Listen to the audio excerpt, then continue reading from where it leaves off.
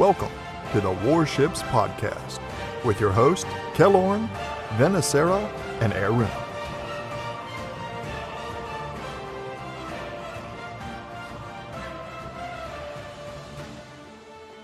Hello and welcome to episode 111 of the Warships podcast. I'm your host, Kellorn, and today Arun and I welcome Strangers123 of the infamous OMNI back to the podcast. Great to see you again, strangers. Good to be back again. Hello, everyone. As you might expect, we invited strangers today to talk about client battles, but first, it's Santa Crate time. Santa Crates are back for their third year in their normal $1, $3, and $5 crate combinations. I assume that's something similar in terms of euros. The $1 crate contains normal signals, 2,500 coal, 10k free XP, 300 doubloons, or some camos. The $3 crate contains 15 special signals, the Wyvern and Ouroboros and stuff like that. 7,500 coal, 1k doubloons, or a few more camos. The $5 big huge crates contain 30 special signals, 12,500 coal, 2k doubloons, or quite a few more camos. All of the crates have the chance of dropping ships, the list of which includes Missouri, Kronstadt, Musashi, Belfast, Kutuzov, Cesare, Gremiashki, Kamikaze, and Nikolai. Frankly, it includes almost every premium in the game, in addition to those ships that I noted. But those are the ships that are difficult to get in other ways, and some of them you can't get in any other way but the Christmas crates. With a few notable exceptions, which are the ships that you can buy out of the arsenal, they are not available out of the Christmas crates. So no Stalingrads, no Salems, John Bart, or Blacks to be had here, guys. Sorry. Please note that ships come in two varieties in crates. They can drop a ship that you already have, in which case you get the doubloon value of the ship, or you can get a ship that you don't have. Note that if you get a super container, it checks your account and gives you a ship that you don't have guaranteed. So non-super container ship drops can be ships that you have or don't have, just based on luck of the draw. So, Arun, strangers, this is our third year of the Santa crates. And, in the first year, it was there was a huge outpouring of happiness about the way the Santa crates go, particularly about how many ships came out of them. Do you guys enjoy this concept of having the Santa crates? Do you enjoy the concept of giving gifts and how easy they make it to give kind of your friends gifts and stuff like that? Or is this too much of a loot box RNG type of thing that you guys have a problem with it? I've always thought that I don't care about the loot box thing. I mean, if people want to spend money on it, that's their business, more or less, because, this stuff, you could argue that it does affect the game quite a bit because you can get ships from it. But on the other hand, these ships have already been available. But then again, I am a proponent of not limiting ships that aren't available to people. Or, basically, I dislike it when they remove a ship rather than rebalance it from the store. So it kind of irks me that it's possible to get them through the crates now. But other than that, I don't really care. I'm inclined to agree on that.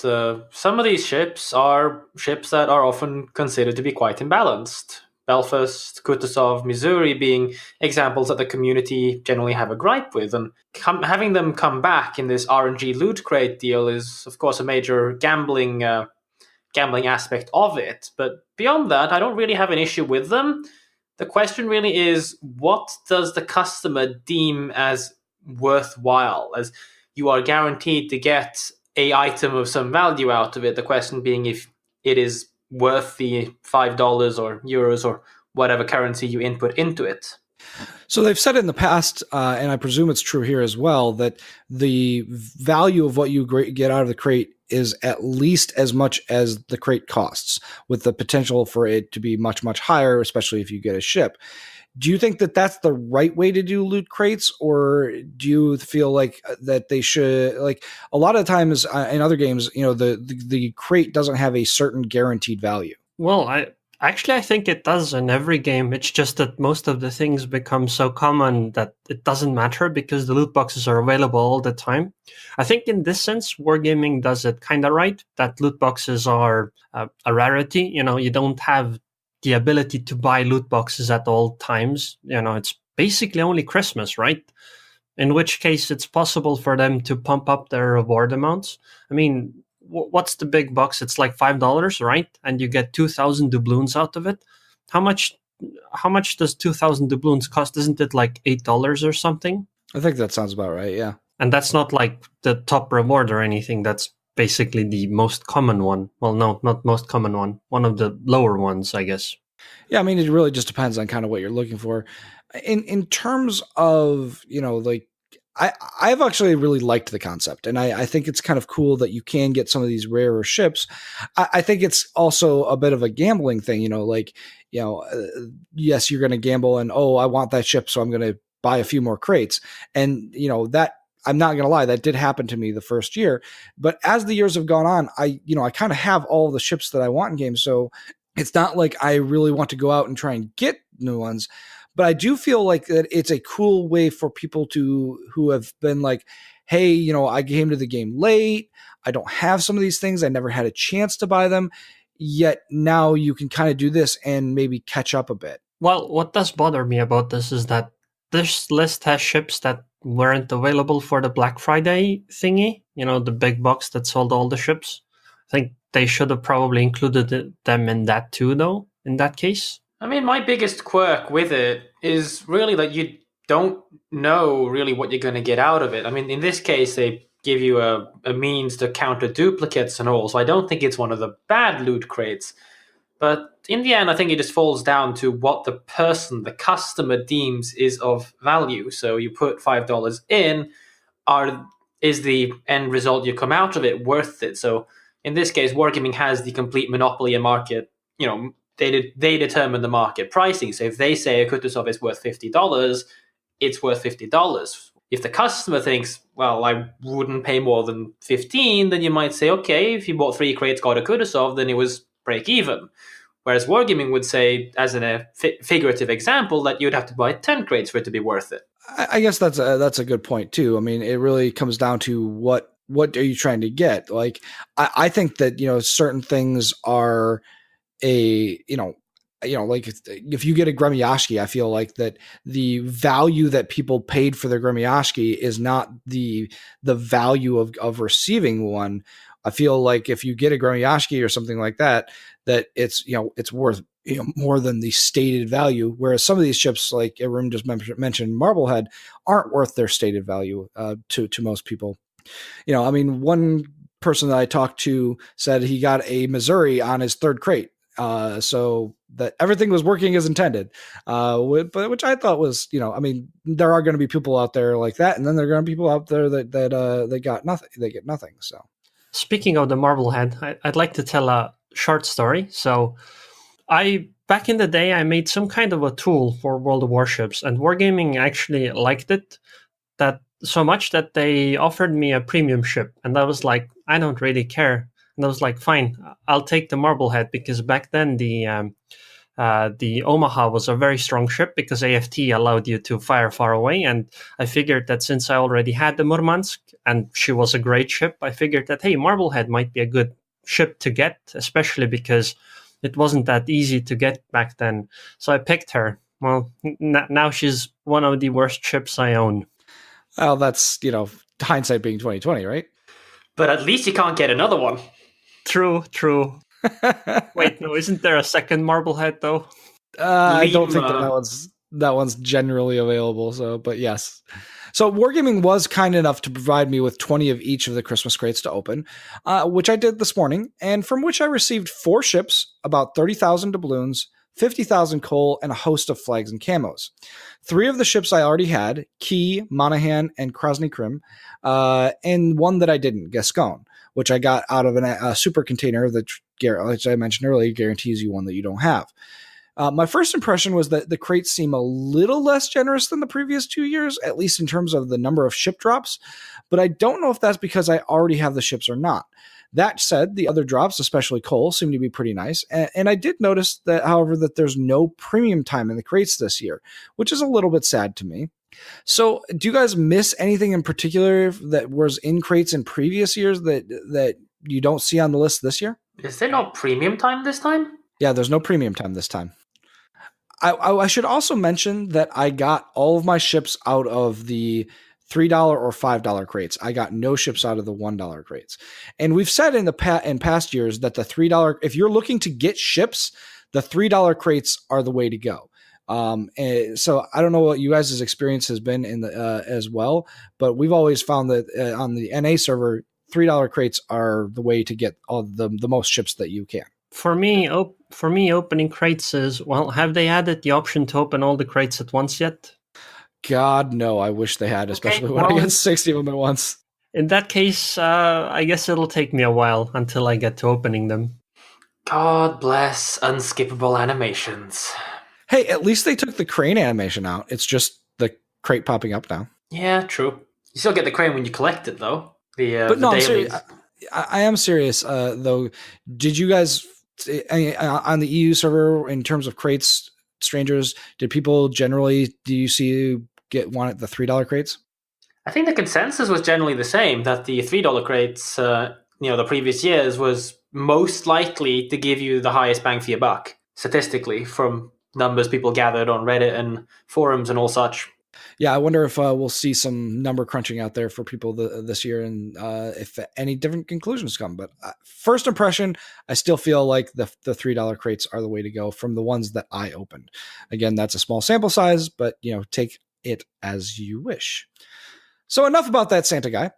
Time to talk about real ships, which is why Strangers is here in the first place. First up, let's talk about the elephant in the room.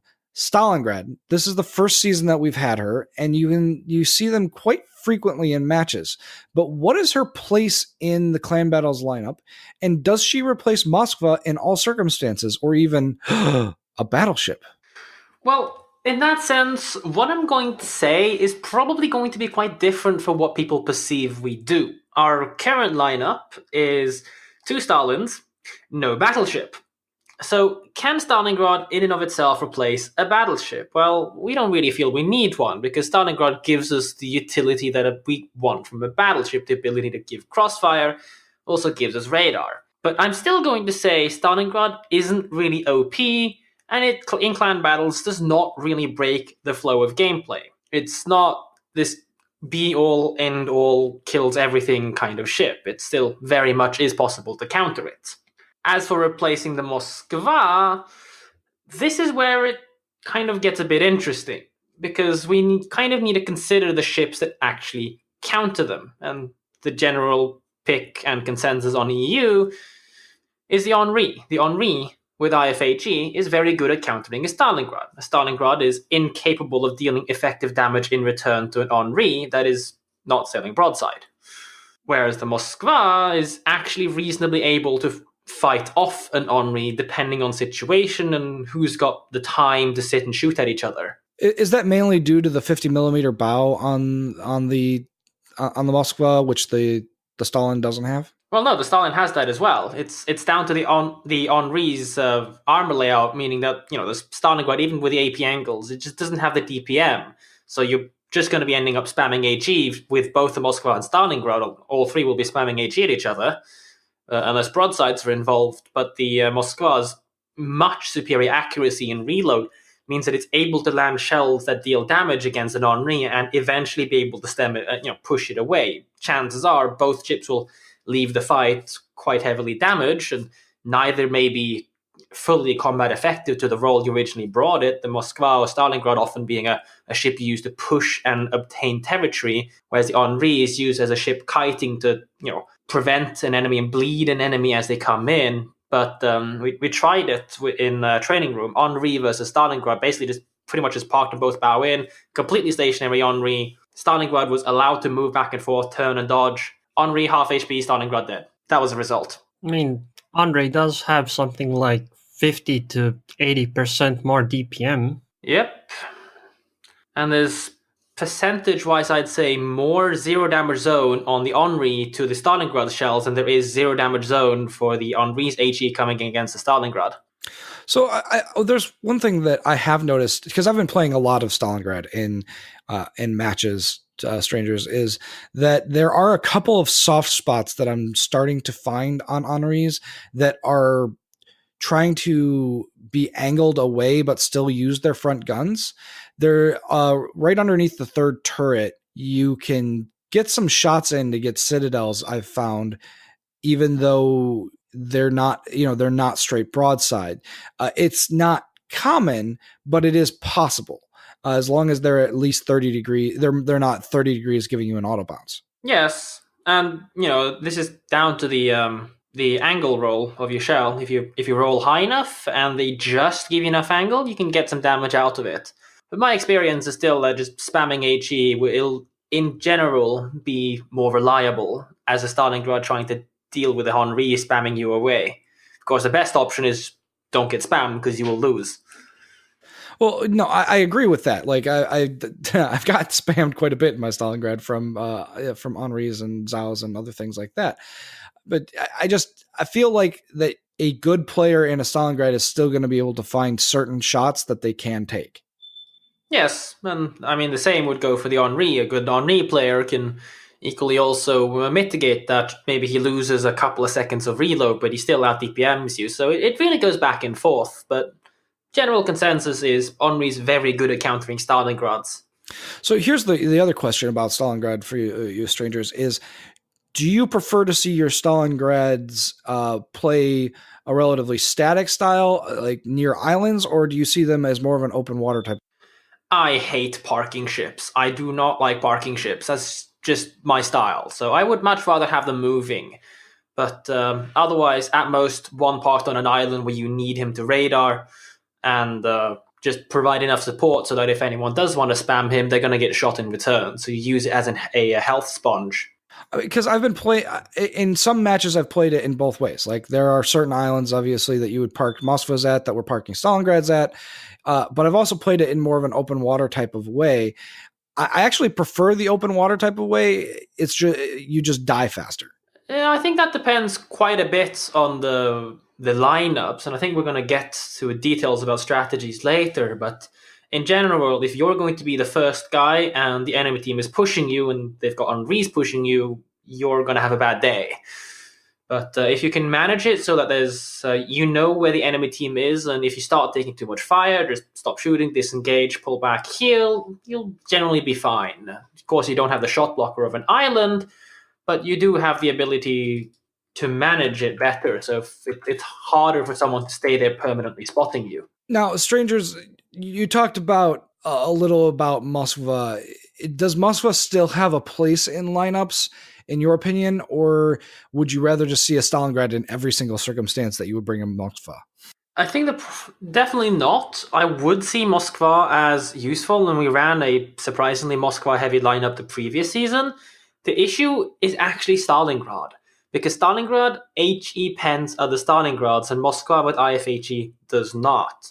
So if there was no Stalingrad, then I would still be running Moskvas.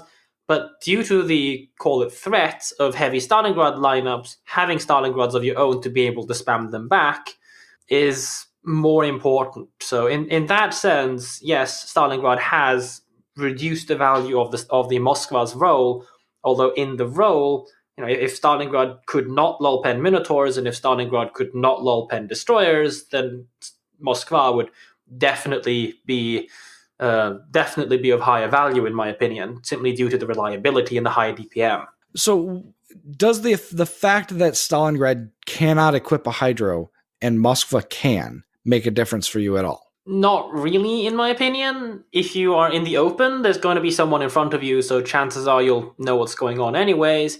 And if you're parked, you know exactly where torps are coming from. So you get a couple of extra seconds to dodge, but I don't personally find it as a major problem. I don't either, but it is something that people have kind of brought up and as a possibility of something that is a difference between the two. And I figured I'd get your opinion. Yeah, we've taken torpedoes in Stalingrad that otherwise would not have been taken with a Hydro active, but torps are quite often down to a bit of luck as well regarding their dispersion and how dodgeable they really are. So even with Hydro, even with the best mitigation, an opponent can get lucky and get a hit in. Same works the other way. Your opponent can do everything correctly and torpedo dispersion just says, nope, you're not hitting anything. So one thing that I didn't expect from this season, Strangers, is just how many Henris are floating around. When I was doing testing on the reload booster consumable for the Henri, I was really unimpressed by it in random matches. But it seems like an essential part of clan battles this season. So did Henri end up replacing the Zhao as the HE spamming ship, which kind of usurped the nerfed Hindenburg in the previous season. Yes, and again, a lot of that's down to the Stalingrad, because IFHE Henri pens the Stalingrad's 50 millimeters of armor, so you'll, in general, find yourself doing much more damage with Stalingrad than a Zao would. And the reload booster is very nice if somebody takes a torpedo, damage control parties, and someone might be coming up to smoke them, or they're going behind the island, or something like that. Run those autoloaders, spam away, get a fire, get as much damage as you can, and in general, make them stay out of combat or have to hide or not fire for as long as possible. The Zao, though, is still a very good counter to the Henri. So, the Henri does not really like fighting against Zaos that well. The Henri's guns aren't accurate enough to reliably fight off Zaos, whereas the Zao is going to land 6,000, 7,000 hits on you every single time. Arun, in terms of comfort playing the ships, what do you feel is the difference between the Henri and the Zao, even in random battles? I feel like as an Henri, if somebody's shooting you, you have slightly more control because your ship is faster and you can stay further away, meaning that it's possible for you to dodge more. You have more control over it, whereas as a Zao, you tend to be closer. And on top of that, as a Zao, you have good concealment, so often you'll go even closer than that, meaning that sometimes you can be caught off guard by spotting and not have enough time to react. In terms of accuracy, Zao is so much better to play, though, because basically she is one of those ships where if you try to shoot at a point, that's where the shells are going to land. Whereas a Henri, like Strangers mentioned, is quite many of those shells can miss, especially at longer range. She's more of a ship that tries to whittle you down over time. And but basically, she really likes stationary targets, the Henri. That way she can stay really far away, shell away at you, and there's very little you can do about it. Whereas the Zao, she's better at finding moving targets than an Henri is. And the Zao, because of that, is also very good against DDs, because she can actually, if you can aim, that is. I guess that's a good point too, Arun, is Strangers, do you have trouble with the Henris encountering DDs with them? And the other thing that I wonder about Henris is, they have the speed boost, which is a massive advantage, but do they ever outspeed your flank? Like, do they get out of position because they go so fast? No, I do not experience that, but that's more down to me taking a very passive role with the base, call it the base defense player. And currently we're running a very unique setup that I don't think anybody else really runs. We run 3 destroyers, no battleship, double Stalin, double Henri. So it's for those RTS players out there, what we do is select all, control 1, attack move, right-click enemy base. Also known as I guess we'll be more politically... Rush? Let's not use the word I originally tended to use. So let's just call it a tactical adhesive control group, also known as a blob.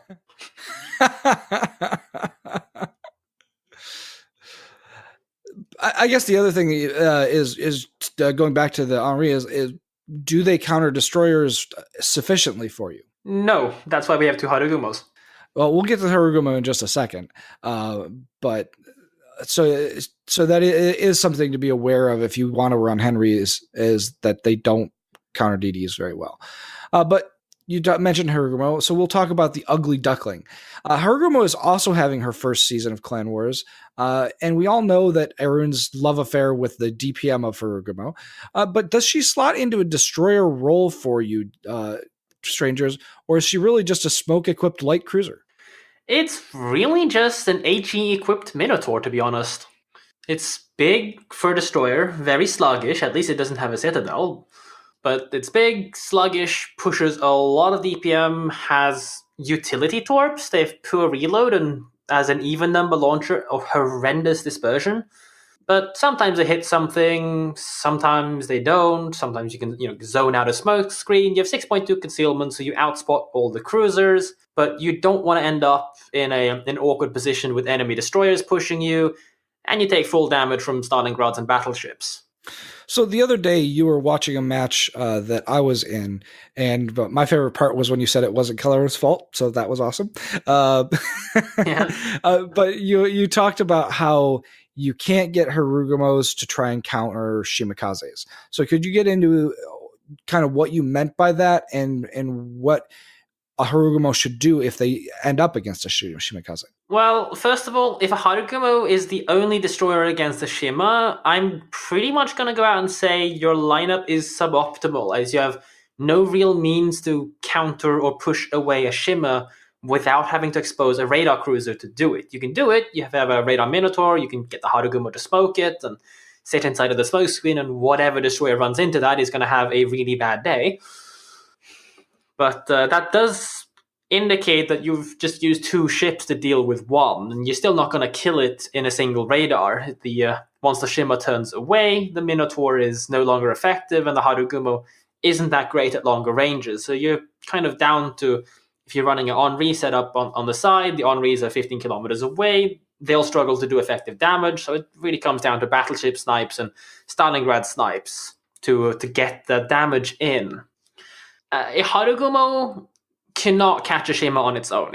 Or at least not do it safely. You might have 30,000 health, but that'll evaporate very quickly when Stalingrad battleship AP say hi and you lose 75% of your HP to, I think Wargaming likes to call it expected damage. So stop being so overconfident. But realistically, that is what's likely to happen to you. It requires the Shima to make a mistake, to push, to overextend, get too far out, either be caught in radar range or a position where the Harugumo and the Shima are both heading bow into each other, and therefore the Harugumo will get it spotted. The 6.2 to 5.5 concealment, or 5.6 concealment difference is pretty significant, especially considering the massive difference in maneuverability and mobility that there is between these 2 ships. The Shima is ass on towards the Harugumo. Harugumo gets spotted, Shima presses W, Shima never gets spotted, Harugumo gets shot back to the Stone Age. So what's kind of interesting to me, Strangers, is just we've had for the most part, the meta in terms of cruisers and battleships has been very, very static for all of the clan battle seasons. Yet clan battle seasons have had a very volatile relationship with destroyers. 1 destroyer setups, 0 destroyer setups, 2 destroyer, 3 destroyer setups. What destroyers do you bring? Do you bring, in the first season, we saw a lot of Gearings, which we almost never see anymore. In the second season, we saw a lot of Yu Yangs, which with their, the nerf to their gun reload have had some trouble in this season. So what is your thoughts on destroyers in clan battles in general, and what do you bring and why, and how has that changed over the seasons? Yes, in season 1, I think people were still, the early stage, people were figuring out until, at least on EU, TWA came with a full cruiser setup, caused a full mass panic. Everyone went, okay, how do we counter that? We go single destroyer, we need the spotting against them. So the single destroyer meta became pretty prevalent there as people were trying out, do we want to go single destroyer? Do we want to go no destroyer and try to just upfront fight off TWA? We went 2 destroyer because 2 destroyer counters 1 destroyer, and we still have a lot of torping power against TWA's lineup. So that kind of just boiled down to who has the better individual skill, who makes the first mistake, and who makes the biggest mistake, and which would determine who's really going to win the end match there. I think the scores between us, they were very, very 50-50. No guarantee who's going to win, who's going to lose. Season 2, I didn't really get to play much. Studies ate the vast majority of time I had available, but I think it was a very cruiser-heavy set lineup that time. Season 3 was, I think, quite interesting because, again, the cruiser meta definitely felt like it settled. TWA ran a very powerful cruiser setup. They won the season in the end. What I noticed is a lot of people struggle to counter that, either through use of destroyers or through the use of superior firepower and sustain. And I think that really boiled down to destroyers being very difficult to play just right. There's a lot of ability, if you want, for a destroyer to mess up. You can get caught by radar and you're dead. You can take a torpedo, that's 80% of your health gone. You can take 2 and you die just up front, and there's nothing you can do about it. Whereas a cruiser, it gets the hydro, you can mitigate it, you can cross risky areas knowing that you'll at least have 15-20 seconds of early warning before torpedoes show up, and a lot of things like that you just do not get with a destroyer.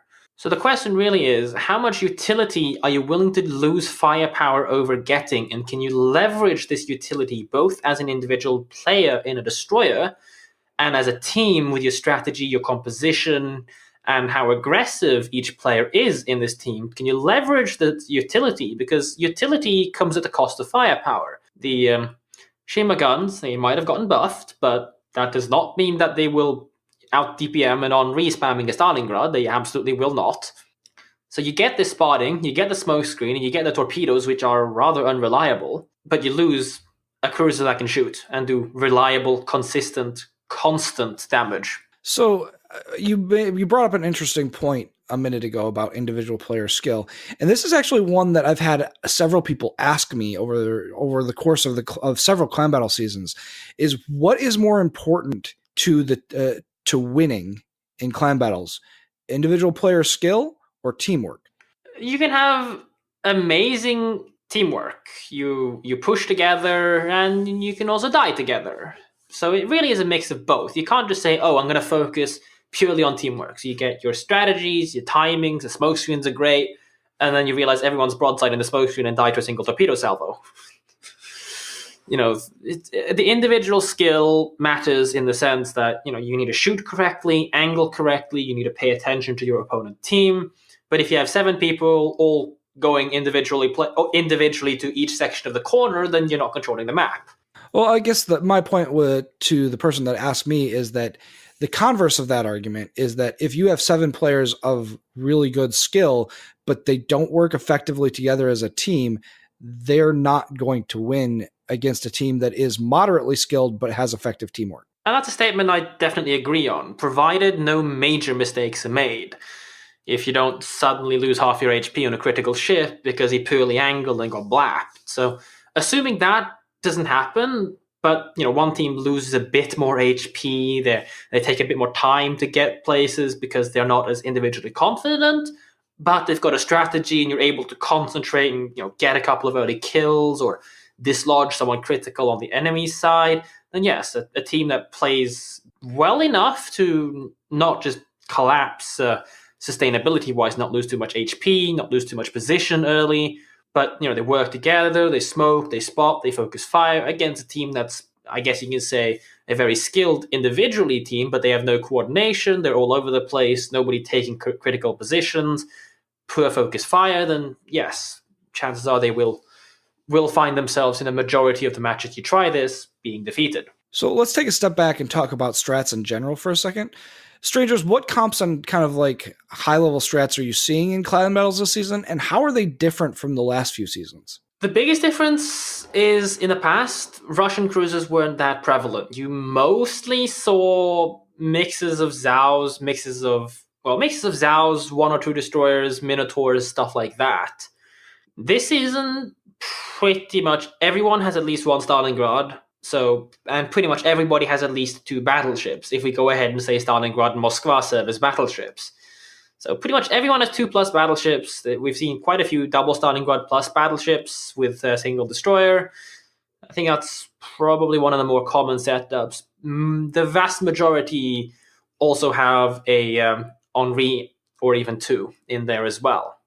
So in terms of strategies, I think for someone that's looking to, someone that's played the game enough, knows the game, knows the general ships, I think we should start with the wheel of counters or the circle of counters. Stalingrads and Moskvas are very good at countering light setups. That's Minotaurs, Woosters, because they have so much more health. You can tank it, you can get up in their face, take control, and in general make life difficult for them, and you can take the initiative against them. Well, I also feel like they counter Des Moines pretty well. I guess you can consider Des Moines to be somewhat of a light ship in this sense. It doesn't have the 50mm pen that Henri has. It's not super fast.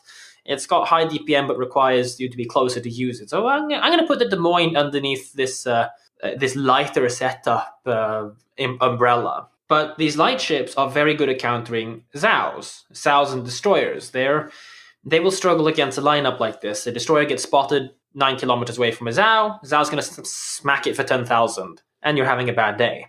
But so the Zhaos definitely counter that. But destroyer setups counter no destroyer setups in the sense that you have control. You can get the caps early and force your opponent to make a move. When they make a move, you can torp them, delay them, you can keep them spotted, you can smoke up Henris, you can smoke up cruisers, you can sit there and spam, and in general just be a major nuisance. So you kind of take the control from your opponent with that kind of a setup, which then leads to the end of the circle. A setup like that doesn't really have that much ability to control a team that has a lot of sustain. So you end up in this kind of circle deal where the best thing probably to do is to keep enough sustain that you can't just be pushed off, or if you need to push, you have enough HP, enough ships that can counter these sustains, i.e. Stalingrad and battleships, i.e. bring Henris because they counter them.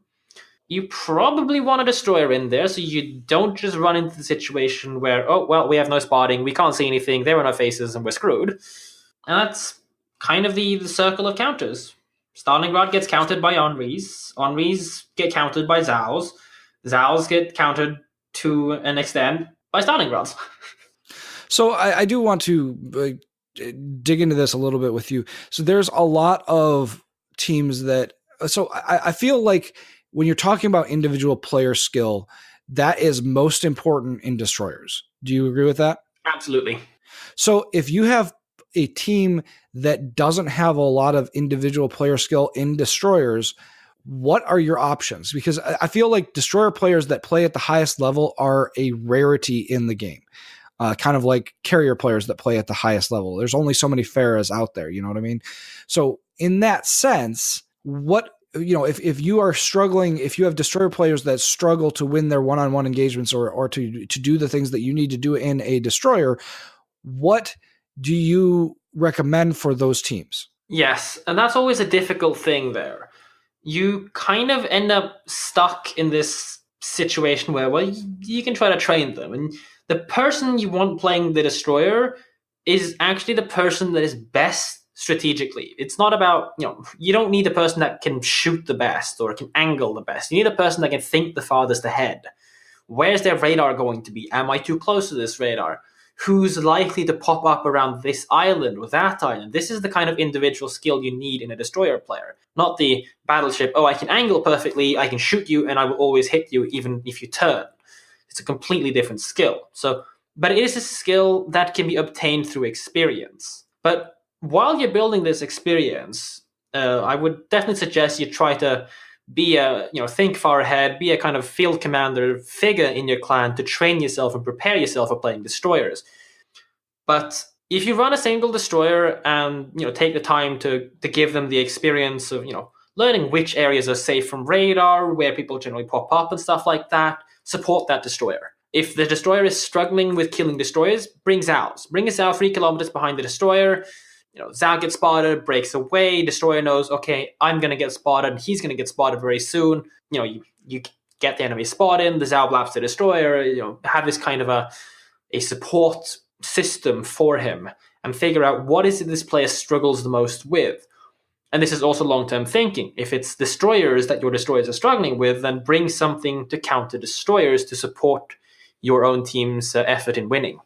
Examples and things like this. So in those terms, can you kind of talk about the different destroyers and which destroyers bring what to the table and how easy are they to play? Like what, if you are a player just getting into destroyers, do you bring the same destroyer as the most experienced destroyer player out there? Yeah, let's start with the Harugumo. This is probably the worst pick you can make. It requires a lot of foresight. You need to know where everything is, especially the battleships, so you don't end up...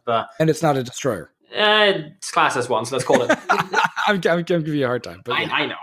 I mean, it can serve, if needed, the role of a destroyer. So do keep that in mind. If you're in a pinch, you need someone to spot that doesn't get spotted and is still fast, you can do it. If you need someone to smoke you, it can do it. But it can also push damage out. So,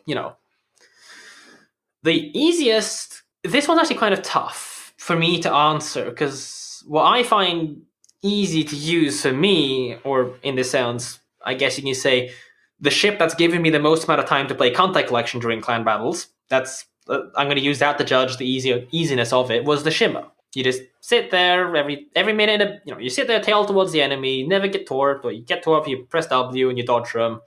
And when your traps are loaded, you spam them in return, and you pretty much just this early warning kind of trigger. You spot something, okay, they're coming. But I'd probably say Grajeva is the easiest. It gets a heal, so a comeback mechanic. You don't really get the best of torpedoes, so you don't really need to worry about learning to use torps. You're fast, you've got an engine boost and a smoke screen. So if you do get caught by a destroyer, you can smoke yourself. If you do take some damage, you can heal it. You don't get BBAP'd. And in general, you get a lot of utilities. You have a lot of options available to you. And you're also quick, so you can get out of an awkward spot. For intermediate teams, I would say Gearings, they are slower, but they have better torpedoes. So if you learn how to use the torpedoes, you can have a better ability to negate positions. You have a very good smoke screen, so you can use it as a smoke bot if needed. So I would definitely say there are a lot more options available here as a gearing to the team. But the gearing it's a slower ship, it's a bigger ship, so you're more susceptible to taking damage, and you're less able to get out of a radar if you do mess up and get caught.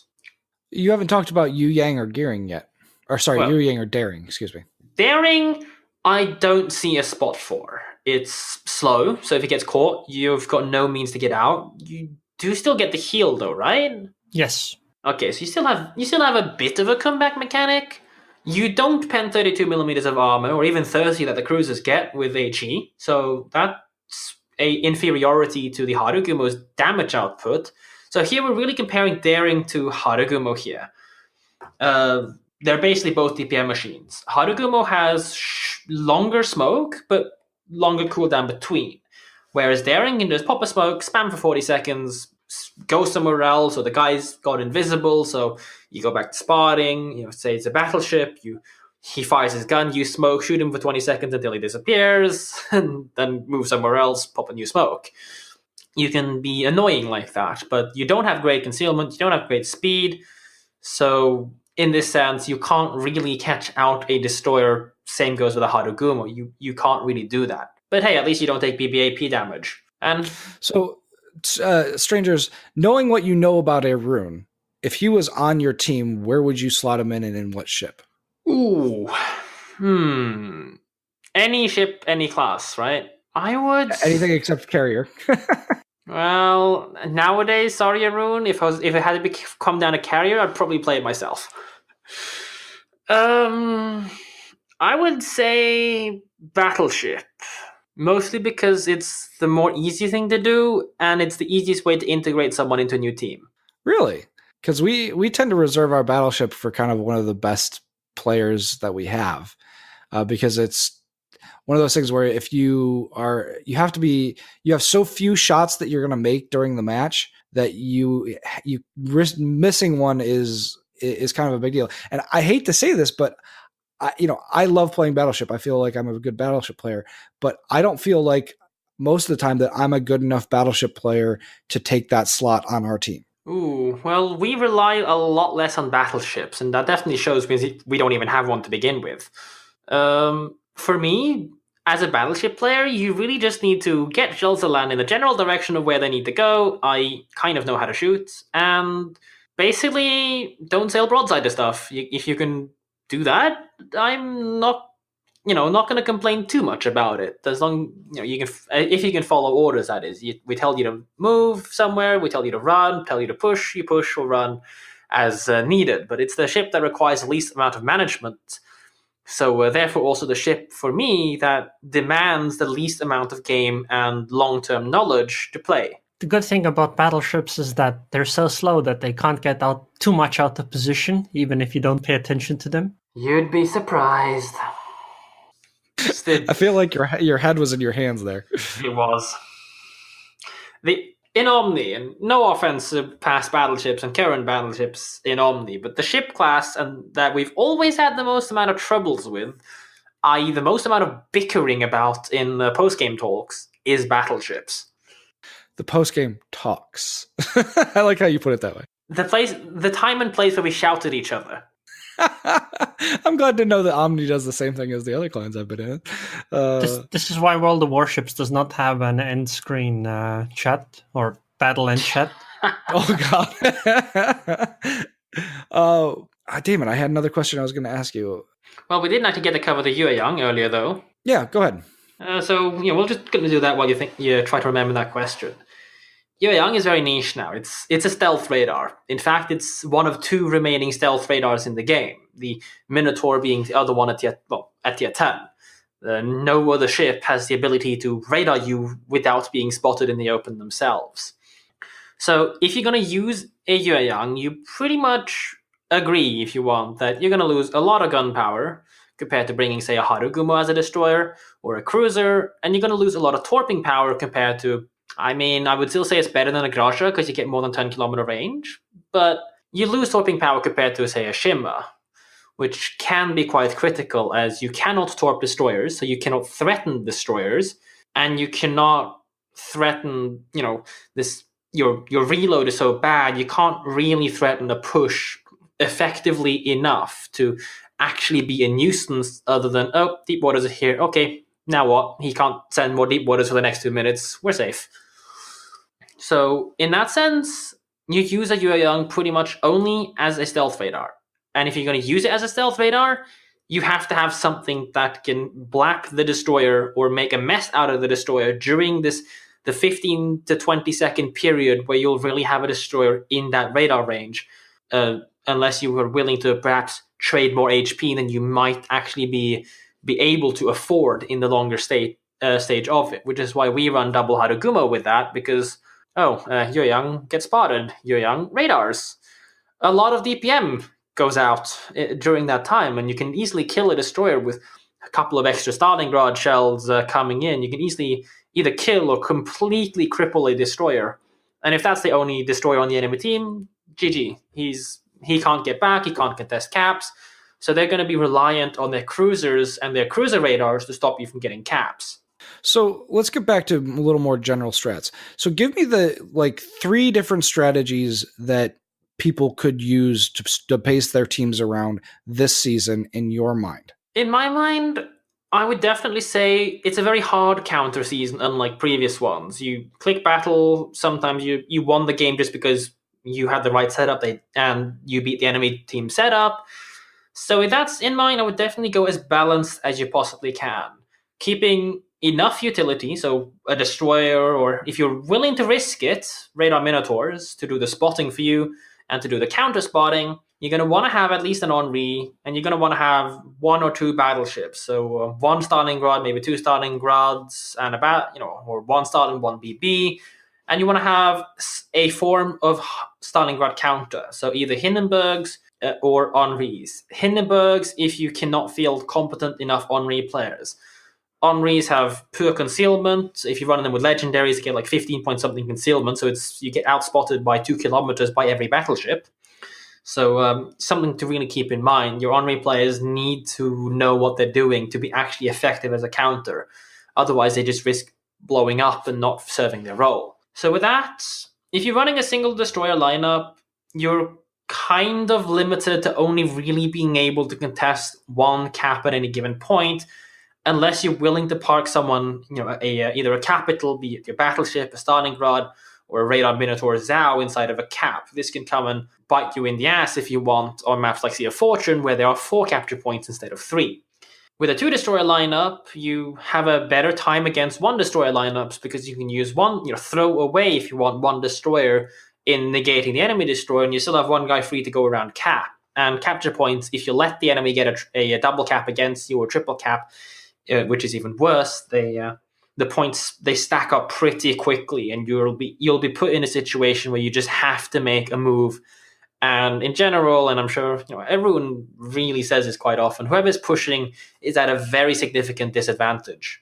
I have a question. What would your advice be to a clan new to clan battles?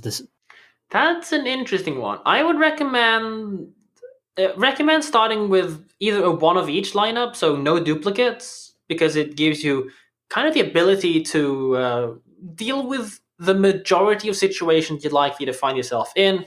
You'll have enough radars to control the camps. You'll have a destroyer or two that can give you smoke screens, that can spot for you. You'll have the supporting ships from Moskvas and battleships, and perhaps if your clan has Stalingrad available to you, a Stalingrad, so you can kind of fight off Stalingrad setups. You can kind of fight off cruiser heavy setups, lighter setups like Zhao's, Des Moines, Worcesters, or even Minotaurs. You can fight off destroyer setups, 2 destroyer setups, you match, 1 destroyer setups, you have a good time against, and it's a good starting point.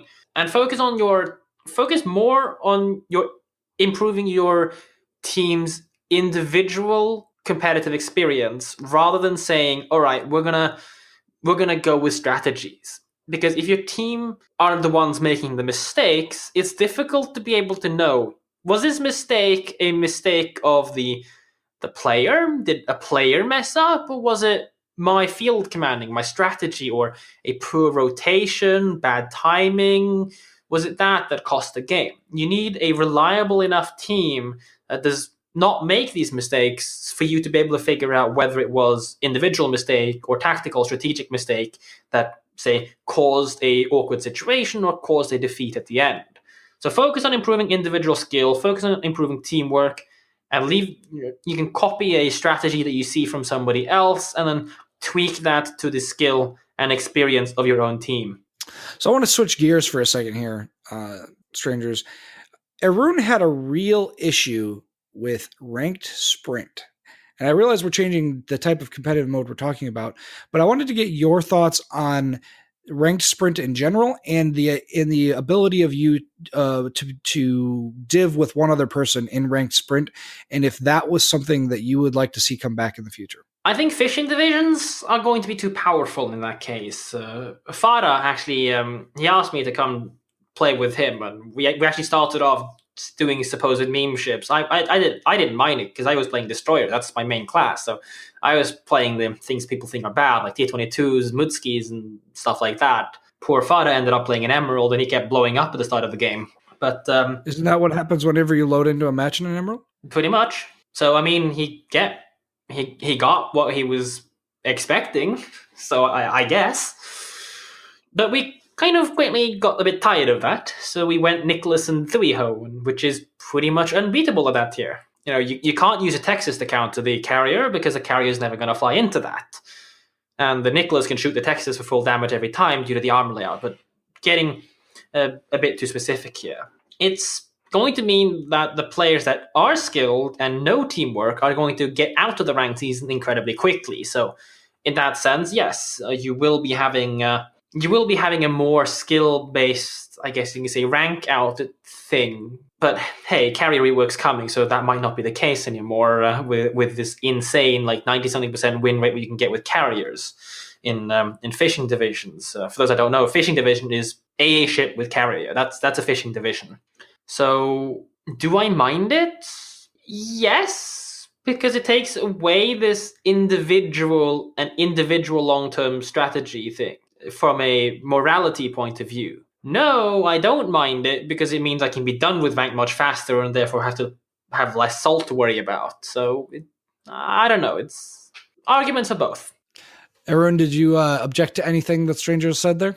No, not really. Although I would like to say that I think if ranked sprint is so short and it fits between seasons instead of taking places of seasons, I don't think it's that big of a deal. Arun did mention something about that he really was upset that he didn't get to div with you, Strangers. I think he said that on one of the shows, didn't you, Arun? Maybe, but basically the idea is that sprint is so quick that if you miss on the first day with the person you'd like to division, then you're basically not going to be playing together because there will be a disparity in ranks. So I actually remembered what I was going to ask you before, and that is, looking forward to Clan Battle Season 5, Strangers, and post-CV rework, will you take a rework CV in your lineup? That is way too difficult to say right now because carriers are still a work in progress. Whoa. Farah said that you absolutely would. So you're going way against what Farah said last week. Yes, the answer still says I probably would because it gives you that utility. But there's still things that wargaming can change. Wargaming can change how spotting works. Wargaming can change damage outputs, how AA works to the point where carriers may not be useful. It is still a work in progress. We don't know how it's going to release, although we have an indication of the design direction Wargaming wishes to take. So to take a statement on the carrier rework and base it off what we have now, yes, I would definitely take one. Provides you good damage utility, a bit of spotting. You can get a feel for where people are going, even if you can't shoot them. Even if Wargaming decide to say only the carrier can see them, nobody else can shoot them. The carriers on Team Speaking is going to say, Montana, Stalingrad going there. He's the destroyer is heading for yada yada yada. You'll get the information out of it. That's what you need. That's the initial spotting deal that carriers are so infamous now for doing. 30 seconds into the game, planes up, minute into the game, entire enemy team spotted. So yes. So the other aspect of that, Strangers, is how does your lineup change? Assuming carriers are implemented somewhat close to what they are right now in the rework, how does that change the rest of your lineup? And is there certain ships you that are prevalent right now that are not useful in a lineup where there's carriers? Well, I haven't tried the exact AA workings, but my current lineup is double Stalin, double Henri, double Harugumo, plus a radar Yue Yang. That might not even need changing, depending on how good the Harugumos together can fend off aircraft, and depending on, well, we might drop the Yue Yang for the carrier in this case for the lineup, and it also depends on how strong the Stalingrad and Henri's AA works and how vulnerable these are to either air attack or to being disrupted by aircraft. Currently, the biggest issue I find is that there's even less counterplay to an aircraft carrier, so the carriers are often going to be free to just do their thing. In fact, we might even go range upgrade Yamato and just try to kill off the carrier at the start. So that is a question that I was looking at, because I look at the Stalingrad's AA and it's got a decent range, but I feel like that in the new way the CVs will work, that you're not likely to kill enough planes before they get a strike off on you. So does that force ships closer together in future clan battle seasons, whereas now we tend not to be all that close together? You have ships that are moving independently so that they can get cross shots on things. That's the biggest worry, and I absolutely agree with you. If Wargaming end up implementing a system that basically pretty much forces you to go select all, control one, right click, then I think that might break the flow that's currently formed of clan battles. And I think that's the biggest criticism for the carrier rework right now. There is minimal counterplay to the strikes. You can't launch your rocket pod planes, and something I would love to see actually is that you can launch these lol pods and go lol pod an enemy squad out of the sky. Like if the enemy launches torpedo bombers, you send your fighters after and just try to lol pod them out of the sky. I would love that. Get to it, Wargaming. But that would at least give you a counterplay instead of, the enemy carrier is there. He might attack my Stalingrad, so I have to physically fly to my Stalingrads, drop a fighter, and then fly off. And then the carrier's like, he flew from the Stalingrads. He gave them a fighter. I'm just going to attack something else. And you're sitting there twiddling your thumbs going, now what? Yeah, I am a little worried about it. Like, I don't necessarily think that breaking the current meta of clan battles is a bad thing. Like if carriers change the way the meta works right now, I don't think that is necessarily bad, because I do find the current meta in clan battles to be relatively static and can be a little boring at times, especially if you do it time and time and time again every night. But I also don't want to see a clan battles where carriers are everything, and if you have a good carrier, you win, and if you don't have a good carrier, you lose. I absolutely agree. Changing up the meta, getting it to change is always a good thing. It stops it from becoming stale. And, you're right. We run the same lineup. TWA ran the exact same lineup from start to finish. We ran a very similar lineup, and pretty much all the teams They pick a lineup, they change it maybe once or twice throughout a season. They get it, they settle it, they agree on what they want to play, and that's it. No more changes. We're happy with it. It works. Why change? Don't fix something that ain't broke, right? My biggest worry is teams basically feeling like they're going to be forced into taking a tactical adhesive control group mentality. I do not want to see blobs being the prevalent strategy just purely because of the threat of air attack against somebody that is isolated. On the other hand, if you have someone that is isolated that can sustain it, i.e. he's got good anti-aircraft, then that means that the AA mechanics are kind of purely balanced. So, it works both ways. And I think it really just, like I said earlier, falls down to how carrier and counter-carrier play is designed. So, Arun, based on what we were just talking about here, you've played more carrier than I have, and I think you've played more of the rework than I have. Do you think that anything that we said was kind of out of what you would expect it to change to in clan battles? No. In fact, I think one of the biggest things wargaming has to consider is to try to balance anti-air in a way where blobbing up isn't as big of an advantage as it is, currently, and as you would expect, because otherwise what Stranger said is going to happen. People are going to blob up because, if it prevents even some damage, it'll be useful to do. And because of that, strategies are going to revolve around that. And even playing as a carrier against that is super frustrating. That's actually one of the reasons why I started playing carriers less and less, because it's just not fun if you can't actually, go and strike somebody because everybody's sitting together. So, to get on to our last topic for the week. Last week, we talked a little bit in our bonus topic about steel and if it's reasonable to sell indirectly through missions in the premium shop, as well as to give away in game for non-competitive gameplay. So there are some New Year's missions that will allow you to earn steel for playing random battles and things like that. Strangers, we got in a pretty heated discussion last week, and I was the bad guy, and because I don't like to see steel given away for non-competitive things. But I'm curious how you feel to be, as someone in OMNI, as someone that is kind of in the competitive game, what do you feel about steel being either sold indirectly or given away for minimal effort? Sold, I'm against, but otherwise, I'm actually very close to Arun on this one. I believe that non-competitive players should have access to ships like Stalingrad and Burgoyne in this case, and any further ships that Wargaming may decide to release as steel only. The reason for that is, if a casual player is able to obtain it, then that also means that the competitive player can get it. So here really is just a question of how much a casual player is willing to sacrifice to obtain something, i.e., what exclusivity does the competitive player get to keep? I don't believe that Stalingrad should only be in the hands of the people that do clan battles and ranked. I believe that people that play a lot of randoms should have access to it. Co-op players, big no-no. That's outside of the game's intended player base. It's a PvP game, not a PvE game. So anyone who plays co-op scenarios, I think you should be so far out of luck that it's going to take you perhaps over a year or 2 years to obtain something that the clan battle and competitive player might get in half a year. And that's the thing that I would like to see. It's time limited.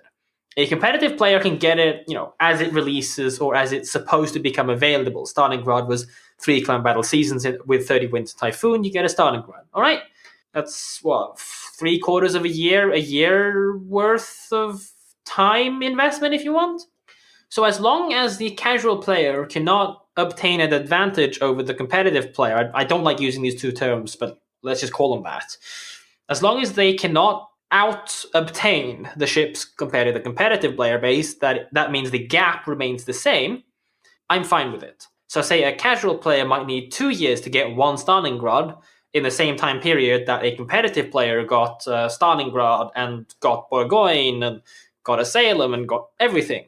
Then I don't see it as a problem. The casual player has made the sacrifice of saying, all right, I don't have time to play these competitive modes.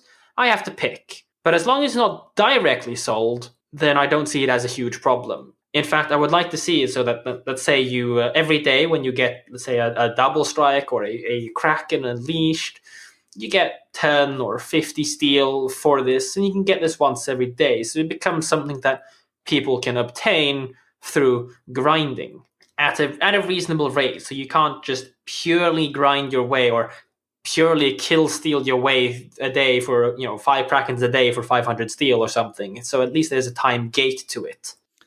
Interesting. Aaron, has your opinion changed at all over the course of the week and what we've learned kind of about what might come with these missions? Nope, not at all. Basically the same thing Stranger said. I also think steel should be available to, well, everyone. So I'm just the elitist bad guy, and that's the way it's going to be, apparently. So, well, I of course disagreed with you guys last week, and I haven't seen anything to change my mind about it since then. But I think that you guys have a good point. I dislike the casualization of things. Like, I don't like it when things that I worked hard for become super common. So that in and of itself is probably my biggest beef with it. Well, I agree with you, but I think Wargaming's mistake was making the reward ship tier 10. I think that was the biggest issue. I don't disagree with that. But, we'll see how things change. And I guess, like, I'm not excited about Borgonia. Like, that isn't something that gets me excited. Like, Stalingrad, I love Stalingrad. I love playing Stalingrad. Borgonia, when we were testing it, just did not appeal to me in any way, shape, or form. So the idea of going out and getting Borgonia is just not there for me. But we'll see how it goes. Strangers, I wanted to thank you for coming on the show this week. Did you have any shout outs or anything that you wanted to do before we call it a day? I guess I do stream clan battles pretty regularly. Pretty much every day I do stream clan battles. You can see the way I do things, our strategies, and even hear the flame and rage if that's what you're out there for. So twitch.tv Strangers123, that's where you'll find the OMNI of clan battle streams. Are you streaming right now? Nope. I mean, it's clan battle time right now. Yeah, well, I'm going to join it and stream. Well, we appreciate you taking some time out of your clan battles, so I do appreciate that. And we'll see you next time. Maybe when we see what happens with carriers in the next clan battle season. Thank you for having me.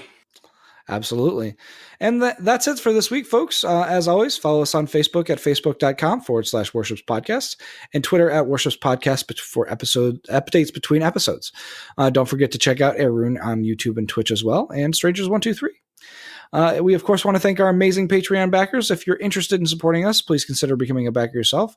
Even $1 an episode does help us get things out the door, so we do appreciate that. Take care, everyone, and we'll see you next week.